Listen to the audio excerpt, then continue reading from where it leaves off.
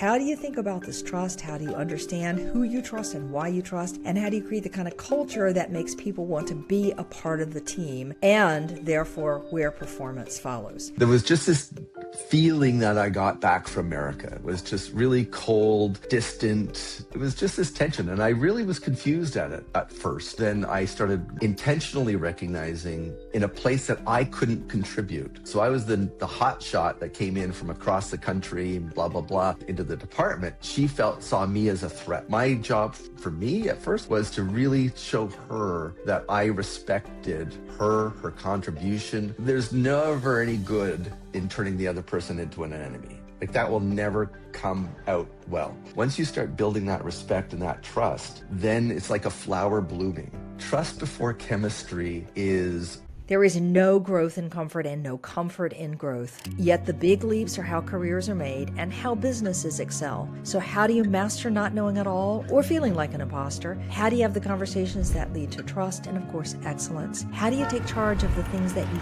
can control? How do you thrive outside your comfort zone? That's what this podcast is about. I'm your host, Wanda Wallace, and it's time to get out of your comfort zone. Welcome to the conversation. All right, you know and I know that leading requires that you not only get out of your comfort zone and lead without being the expert, but that you also learn to build trust with a team of people. And frequently, those are people that you don't naturally come to trust or necessarily appreciate immediately sometimes. Those microcultures make all the difference in team engagement and team performance. And while I'm going to say that that's really easy to say, it's not nearly so easy to do. So we want to talk about, how do you do this? How do you think about this trust? How do you understand who you trust and why you trust? How do you understand yourself on this one, your approach? And how do you create the kind of culture that makes people want to be a part of the team and therefore where performance follows? So my guest today is Bruce Mayhew. His mission is helping leaders create the conditions where people flourish and performance follows. You see where we're going. Based in Toronto, his business is Bruce Mayhew Consulting. He's been a corporate trainer and keynote speaker for more than 2 decades. Former Scotiabank leader, over 11 years in a variety of roles with Scotiabank, and really helped refine his sense of what it takes to build engagement with teams.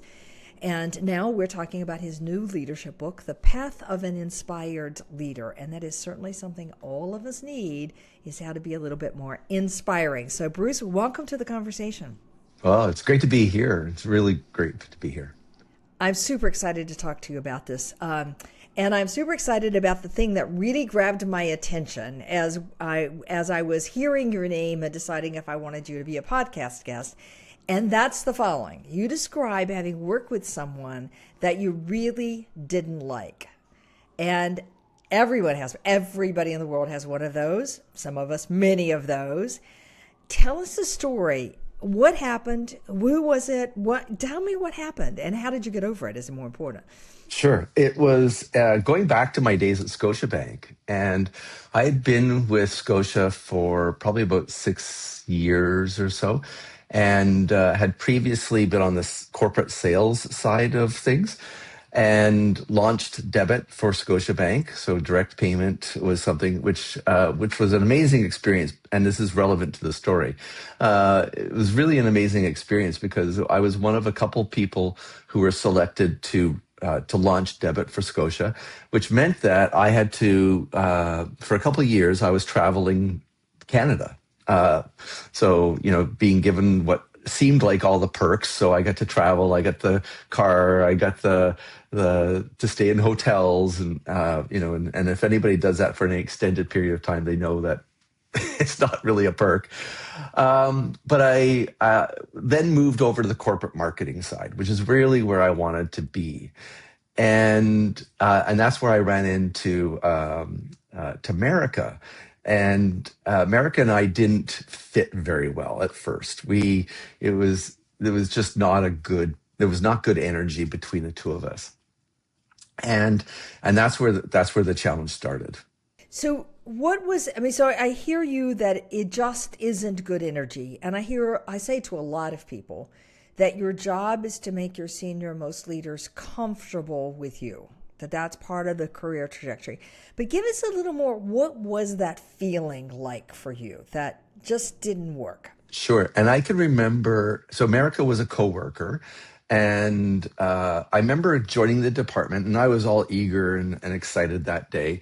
And there was just this feeling that I got back from America. It was just really cold, distant, and this continued for the weeks that progressed, where I would be asking America to help me on board on something or have a question for her.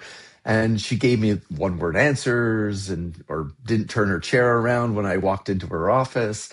And it was just this tension. And I really was confused at it at first. It didn't make sense to me, but also my defenses went up, right? Because I'm thinking what's going on here, and I'm trying to a figure out what's going on, but also protect myself. And so there was this tension that was building, and that's how it started, and probably lasted for a couple months where there was just this natural tension between the two of us. Right. Well, I think we all know that feeling of you're just feel like this you feel like this person doesn't like you, respect you, some version of that. And as you said, your defenses go up. You get a little bit more anxious about it, you're a little more guarded around her, a little bit more less approaching her. And then suddenly we've got a major disconnect because you're tense, she's more tense, etc. So what happened? What'd you do? Well, one of the good things that I did, and I think I take this back to my parents, is that I didn't start getting really defensive right away. And I really tried to figure out what was going on with the equation between the two of us. I could sit back and certainly feel like I was being miscalculated by her or mistreated by her. But at the same time, I was smart enough, and I don't know, and I say this instinctively from my parents' perspective. I was smart enough to be able to sit back and go, she was really good at what she did, right? And so I was able to respect the work that she did, and how she was performing. But I also started recognizing that her tension with me wasn't only with me; that she actually had tension with other people. And I think it was interesting for me watching that she had tension with other people, and realizing that, hey, it wasn't all about me, that there was something there as well, right? And I think not having to blame her or blame me 100% was a good part of the process, to realize, maybe there was something bigger going on here that was creating the tension between us. And that was helpful for me to step back. All right. So that creates a little bit more of an observer point of view in some ways. It's easy to say that. It's also very difficult to do it. And for you, that catalyst was recognizing that other people had tension with her without turning her into the person we now need to get out of the department or box into a corner, because that's an easy solution. Nobody likes her. Off we go. Okay. Yeah. And All so it right. was, Then what? yeah. Yeah, that I think that self-awareness was really quite important. And then what I started doing was, I started thinking about how I could actually fit into making her work and her relationships with everybody else better as well, right? So I started thinking, how can I actually help that situation versus turn her into the enemy, right? Because there's never any good in turning the other person into an enemy. Like, that will never come out well. So my objective, and honestly, this is before I learned a lot of the stuff that I know now around difficult conversations and leadership. This was almost instinctive to me. And again, I throw that back to my mom and my dad on helping me with this. But some self-awareness for me was really important, to see how I could fit in, but also maybe not push any of her buttons, right? So sort of lighten up on some of the places where I felt that our relationship had tension. So I started trying to pull back on that. But also then I started intentionally recognizing with her where she was an expert in her field, where she was contributing in a place that I couldn't contribute because I felt that she was feeling like I was a little bit of a threat. So I was the hot shot that came in from across the country and blah blah blah into the department. I felt like I was she felt saw me as a threat, and I didn't see myself as a threat. And but I so I my job for me at first was to really show her that I respected her contribution, what she did, what she brought to the table, that she was valued, and I saw that value because honestly she was brilliant in many ways. So many times when I have a conversation like this with somebody, the belief is that the other person is, quote, jealous in some way, and that they're behaving in a jealous way. It's a knee-jerk reaction or insecurity is the other one. They're insecure in some way, and that's the explanation and the justification. And what I find that does is keep you from looking at what you or I might be doing that's exacerbating the situation. So I love that you say I started with respecting what I valued about her work. So it's coming from a genuine place and a place where she's brilliant, really, really useful. Okay. All right. Absolutely. Yeah, because she had some skills that I will never have. She was creative in a way that I could never be creative. Right. She was really amazing in many ways. And I yeah, I pull back from the word jealous because I'm not really thrilled with that word. But feeling threatened is different in my head. Feeling threatened is different from being jealous. And because I never felt like she wanted to be me or have my skill set, right? But and I think that somehow takes away from her skill set and her value. So yeah, but I saw threatened in there, and and being able to sit back and go, okay, Marika is really good at these skills. I could start seeing her defenses go down. And she started feeling safer around me and in the work that we did. And the neat thing that I've seen with her, and I've actually seen it after the fact, that when you start building this respect, and sometimes it's just one way at first. Once you start building that respect and that trust, then it's like a flower blooming. And I could see that our relationship started developing in very shared benefits, right?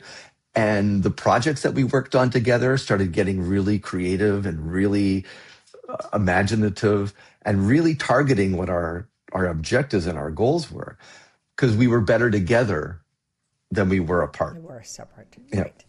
Yeah. I have given the advice to many people and had some of them follow it and report back to me that it works. And the advice is basically someone that you are struggling with, typically a boss. If you will find one thing you respect and show it, genuinely do respect and show it, it's often the break of ice, because people then feel that they're valued. Like, why would I have a good relationship with you if you don't value something about me? Mm-hmm. Absolutely. As just a starting point. Yeah. Yeah, absolutely. And that authenticity that you just mentioned was really important. Like you really have to feel that they have that value, and they have to believe that you're intentionally sharing that you're shining a light on it, and that you're doing it from a respectful perspective, not in a manipulative way, right? Yeah, they have to really, that authenticity is important. I think that's because otherwise it isn't genuine. It feels fake. And then I've got a whole other set of problems on it. So it has to be something I genuinely respect. And I often say to people, someone in the organization values that person or they wouldn't be there. Figure out what it is they value about them. And there's a starting point. And most people have something. They just get frustrated with everything else. Okay. Bruce, do you think that Marika wanted your job? Was she upset about somebody who comes in without the expertise that she had or the skill set that she had? No, I don't think that she wanted my job at all. She just wanted to feel that she still had her place, that she had value in the department, that she wasn't going to be overlooked or overrun. She just there was a security aspect, which I think is kind of natural for in many Right. places. Yeah. And I've seen so many times when there's been a rotation of the leaders. I hear people talk about 3 and 4 leaders in an 18 to 24 month period. Fine, it's exhausting to prove yourself yet to another leader. So you can imagine somebody who's had a series come through that is a little more guarded about, oh my gosh, now I have to do it again. And are you going to value me or not value me? Okay, when you get a thawing in your relationship with her, my words, not yours, did you see that spill over to other relationships as well for her? For her, a little bit, not as much, right? But absolutely. And I think that was because I was able to help her see the world around her a little bit differently, right? And I created a safe place for her. And then we started sort of being able to branch out. She was still guarded with other people. I think it was her natural instinct to be guarded with other people, which is fine, right? And so she was still that with other folks, but it was interesting. Uh, what There was always sort of a natural tension between our department and other departments because we were marketings, other people were sales, other people were product management. And if I can go off on a minute, um, it was kind of weird that there was. I always felt it was weird that there was other tension because I love collaborative works. I love collaborative workspaces. One of the things that Merica and I started doing after we sort of built our relationship into a trusting space is we started having lunches together that I called Grease Wednesdays, and we started having these go get whatever grease you wanted, come back to the department, and we would have fun with just whatever we had. What we started noticing when we were doing that is that other departments started wondering what we were doing in this little conference room. And so other people were watching us saying, "Hey, what are you doing in here?" And we're like, "Hey, we're having our Grease Wednesdays. We're having like all the bad food that you're supposed to never eat." And they joined us. They started asking if they could play part of our lunch. And that started building a whole new bubble of collaboration that didn't exist in the department. And it happened completely organically. But that ended up making so many more great opportunities to work together and to collaborate just because we stopped seeing each other as departments and we started seeing each other as people. It Right. was really It's interesting. I love the fact that there was a bit of fun attached to that and an event that has no meaning other than it's just a fun thing that people want to participate in and relationships come out of that. Absolutely. So many times. All right, go ahead. No, it's that fun part that really is natural. It gets back to that authentic component. If we only ever see ourselves as departments, but we start seeing ourselves as people, that's where relationships start building in a really amazing way. And we get to trust each other. We start seeing each other not as jobs, but as people that are three-dimensional, that have hopes and dreams and all of those same things that we have. Absolutely. Couldn't say it better. And we're going to come to talk about trust in just a minute. But I want to drill down one deeper. You've said that you credit your parents with the skills to not get too defensive, to see what was going on. Okay, unpack that for me. What did you do for yourself that helps you from saying, oh, well, never mind, just discredit her. She's whatever, she's going to be that way. Or get overreactive and try to force her into something that's uncomfortable, or to start bad mouthing her, blaming her. I mean, you could go in any number of directions that would be destructive. You stayed in a non destructive space. What were you doing for yourself? That's actually a great question. I've never really thought of it that way. Um, I have always been really clear on, as an adult, I've always been really clear on where I am good and what I can contribute, and where I am not great and what I need to step away from. So there's a level of confidence that I have in my abilities, and I am really happy with that. It took me a while to build that, but I'm very comfortable being Bruce. And um and I knew that she couldn't take that away from me, right? And so I didn't have to compete with her on those components. And I think that level of self-awareness that I had, even though it was like 25 years ago, that self-awareness, that comfort that I had in my own self was allowed me to stay grounded, right? And instead of blaming her or competing against her or any of those other components, it allowed me to see myself and then allowed me to see her, right? And then sort of help her feel safe in that bubble, right? I think that was an important part. All right, so I hear two things out of this that I believe firmly, that I think anybody can take to the bank. I'm going to make my two statements. You can disagree with me on any one of them. Number one is, if you understand both who you are, but more importantly, what you bring of value to the team and to the organization, and sort of what you're there to do, like what your real work is. Not everything, but your work. It's the cornerstone for being able to get out of your comfort zone.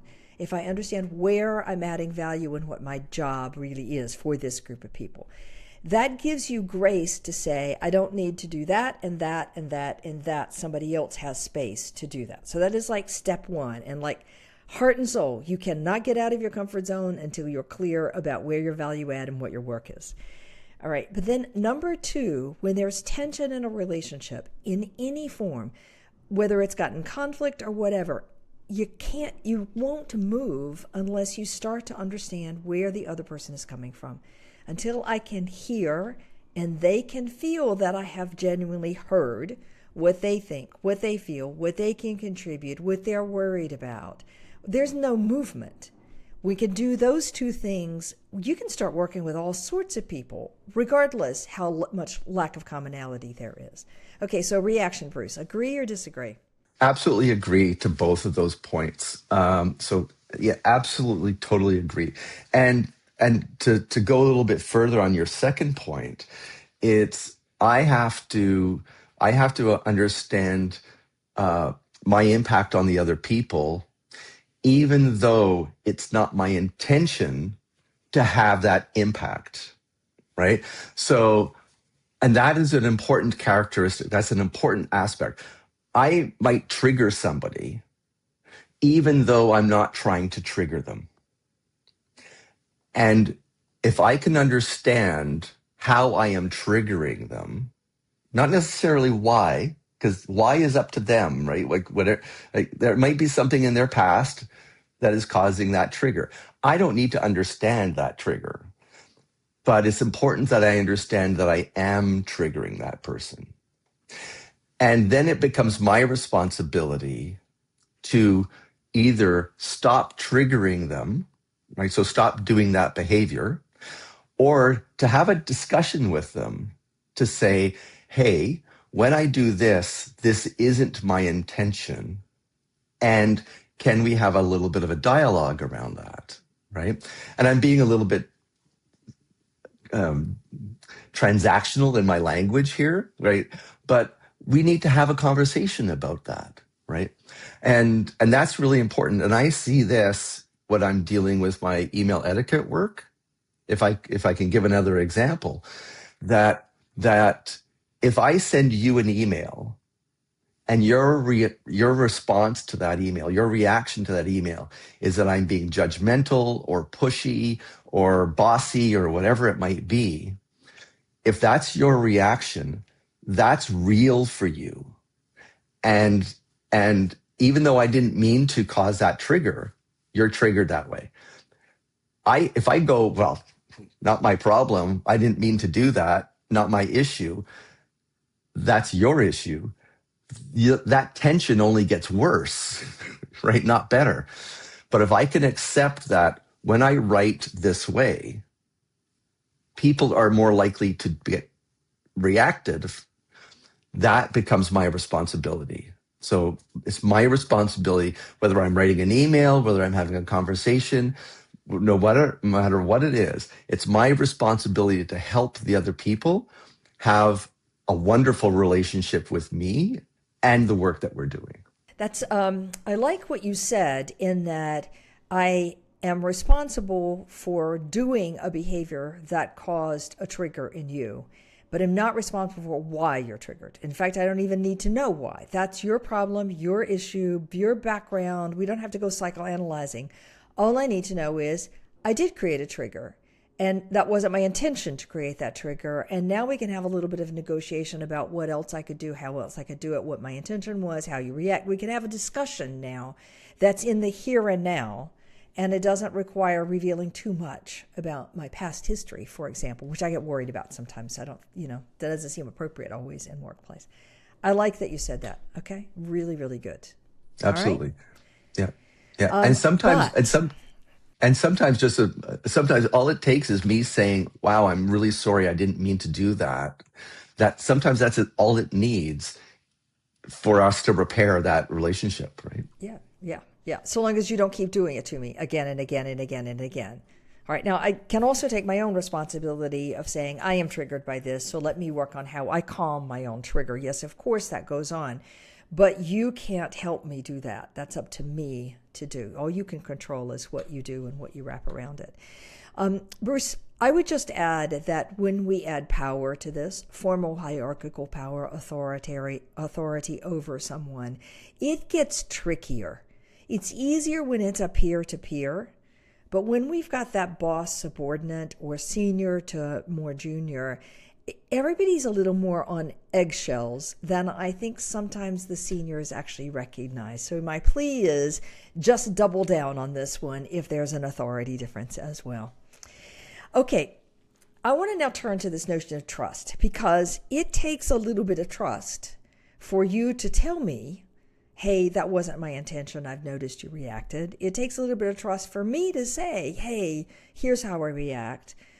Here's what I'm thinking. Here's what I'm worried about. I mean, there's a little bit of trust before we can even have a level of conversation.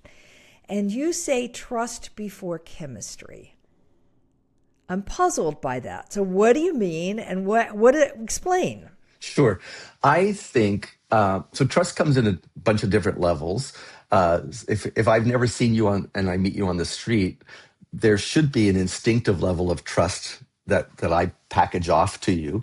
And then you can either add to it or take away from that package. Trust before chemistry is, especially in a workplace environment, is all about what I would consider as your brand or your reputation or something along those lines. So it's rare in a business environment that we go into a work relationship cold. There's always something that I'm hearing about somebody beforehand, right?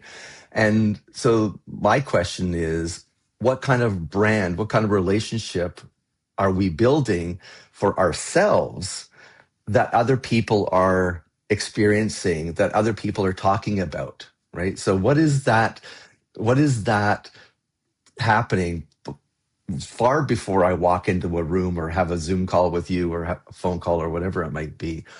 Because if I build a relationship before we even meet each other, that I am trustworthy, then when I walk into a room, the people around me are going to be less defensive. They're going to be more collaborative. They're going to know that when Bruce is here, that Bruce is going to be like, raise all the ships and everybody works together and Bruce doesn't blame anybody for stuff. So my reputation is going to come into that room long before you and I start having a chemistry reaction. Do I like you or do I not like you kind of thing? So, yeah. I love that is the notion of your reputation precedes you. And reputation is a big component of what I'm going to trust about you or not to trust about you. And let's all admit, okay? If we're going in to see a new customer for the first time that we have never met before, we will do our homework to know a lot about that customer. If it's a new leader that's coming into the team, we're going to ask other people, what do you know about them? Have you worked with them before? Including if they're coming from outside, you're going to call somebody that worked with them somewhere down the line. Maybe accurate, maybe not accurate, but we all do this. And at a minimum, I'm going to go to LinkedIn and see what's there because that gives me a clue. So there is a hint here, folks. Pay attention to what's on your LinkedIn profile because that tells me something about you and your reputation. I think it's a hugely important, even if it's not something you love to do. All right. So we walk into that first interaction with opinions about people, about how much fun they're going to be, about how warm they're going to be, about how hard they're going to be to work with, about how demanding they are, about how honest they are. I mean, all sorts of stuff. We start. So I think you're right. And then from there, we start to build, maybe from way down, maybe from above. Yeah, I think we keep adding on, hopefully adding on to that relationship. Like I experienced this with somebody that I was coaching, and he was going into a completely new team and going to be managing it. So 80 people, he was going to be managing this new team. And on his first day, he was told that half of his team were actively looking to leave and join other parts of this organization. It was a massive organization. And within 2 weeks, people were coming up to him and going, I can't believe what a turnaround this whole department feels like. They went from having basically the lowest scores on employee engagement in a year to some of the highest scores in employee engagement. And in that year, two people left the department, not half of them, right? And what happened was he had a relationship, he had a reputation that people trusted before he even joined the team, that when he said things are going to be different, they knew that they could trust him that things were going to be different, right? They could trust that he was going to bring a new energy and a new promise to that team, and he did. So people didn't have to be defensive. His reputation came along before that. It's really interesting. I believe strongly that the common ground, the things that we have in common, my willingness to open up and share something with you, your willingness to open up and share a little thing with me, are the seeds of where trust really begins to build and grow. Clearly, that is not enough to build a deep, trusting relationship, but it certainly are the seeds that kind of get us going. And then the more time we spend together, the more hard things we've done together, the deeper that trust can grow. So I love that you say, but even before we get to the common ground, it's that reputation that's going to color my view of anything you do indeed share with me. I love that. I think that's really powerful. All right, Bruce, perfect. That brings us to your notion of microculture, something you talk a lot about in this Path to Inspiring Leadership. What do you mean by microculture? Sure. And it's a concept that I started building probably about 6, 7 years ago. And I started seeing teams, relationships really being um, almost like Lego blocks, right? Where you could build on them, and they keep going out. When we look at there's a common sort of ground where we say, okay, we're going to create a team culture within our department, and we look at our team culture as a single unit. And I think it goes deeper than that, right? So I would say our team culture is actually a microculture of the organization. But then within our team, there is going to be microcultures as well. So, what we first talked about, America and I had a microculture. We could share things with each other really quickly, and we became very trusting of each other. So we had a microculture. The marketing team had a microculture. And then I think it can go on and on and on. And I think it's really important from a leadership perspective that we recognize that every relationship we have with the other people in our at our director level, as an example, or within our team and the employees that we support, that we have a one-on-one relationship with them. That would be a microculture for me. and that we get to build this other bigger picture, this microculture of our team, microculture within the organization, and beyond. So I think it's important that we recognize all of those individual aspects. I think this is a really important part. When I look at top teams, I'm going to go to top teams for a moment, then I'll come back down. And I say, really makes a top team a brilliant, ideal, dream, quote unquote, team? I believe it's the microculture. And I think there's a microculture among 3, maybe 4 people that are surrounding the CEO who have tight relationship, deep trust, understand each other thoroughly. They may disagree vehemently, but there is a deep connection among them. And I think that microculture carries the rest of the team in ways. And I think that's probably true of many teams. That, like you and America, have this tight connection now that's strong, that allows other people to sort of join in. They may not have the same level of trust, but they can join in that gambit. And that creates psychological safety right Absolutely. there. Yep. Yep. Yep. Absolutely. And that's where, like, when we got into our Grease Wednesdays, people started seeing that America and I connected and trusted each other, and they were able to come in.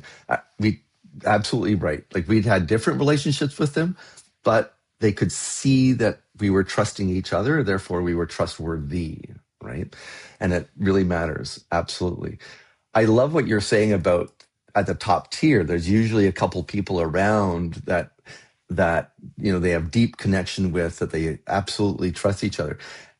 Totally agree with that. And we can see that when one leader moves, sometimes that team goes with them, right? It's because they know that they can trust them implicitly.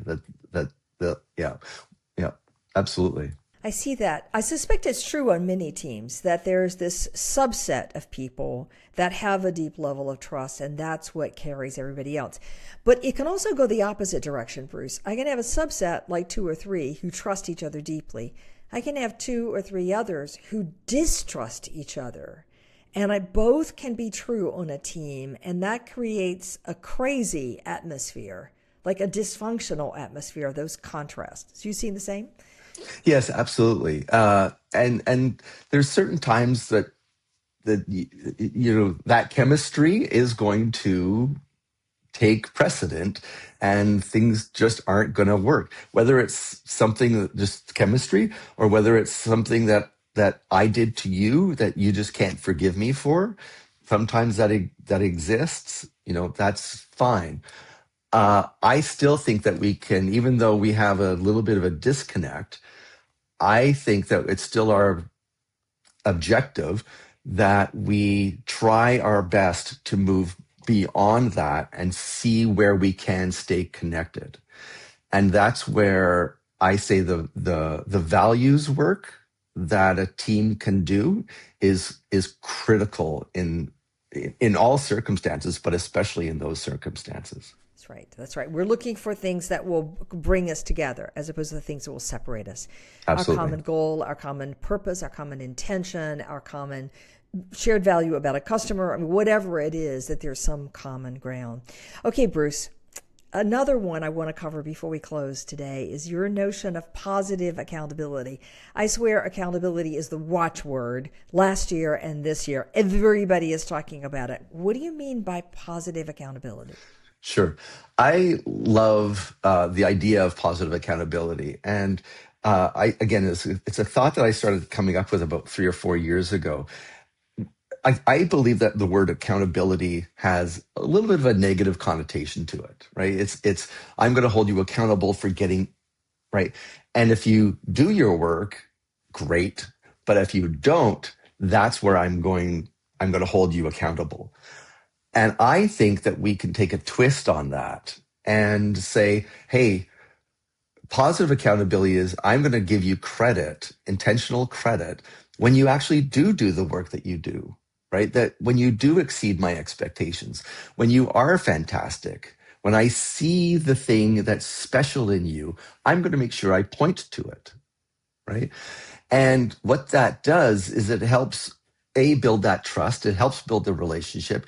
It also helps build confidence in the people as well.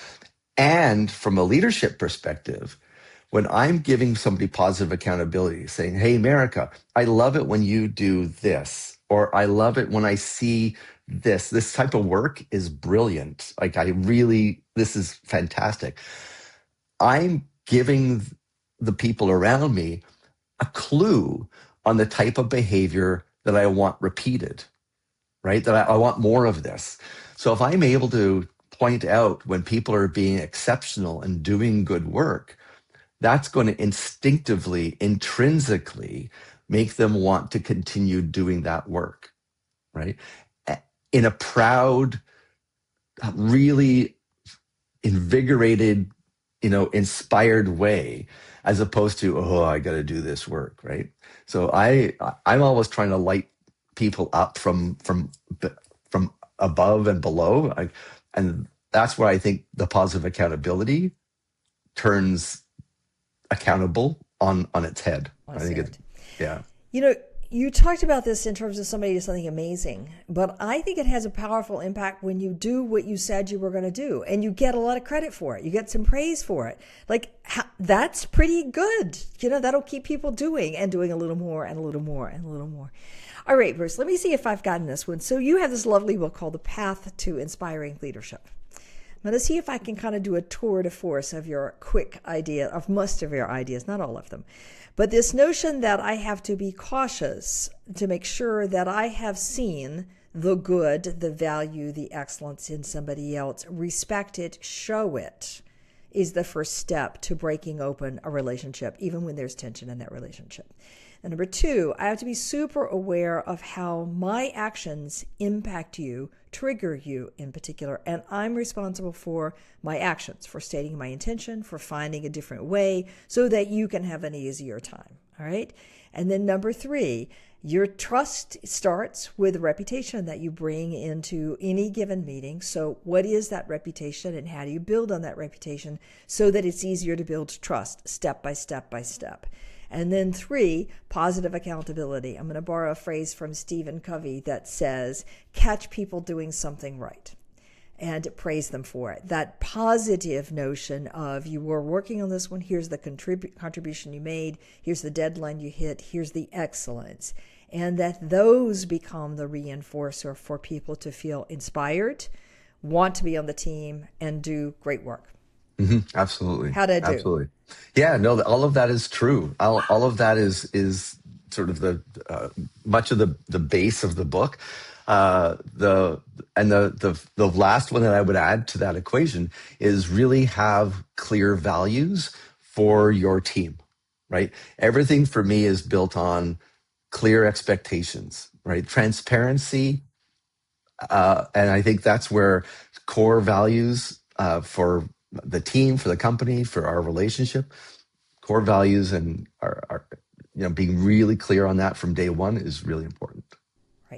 Right. And that goes back to your notion of microcultures, to pay attention to the small cultures around me, the small culture, a subculture in my team, the small culture one-to-one, and a little beyond that with my peers. All of that makes all of this easier, and values are sort of a core part of that one for sure.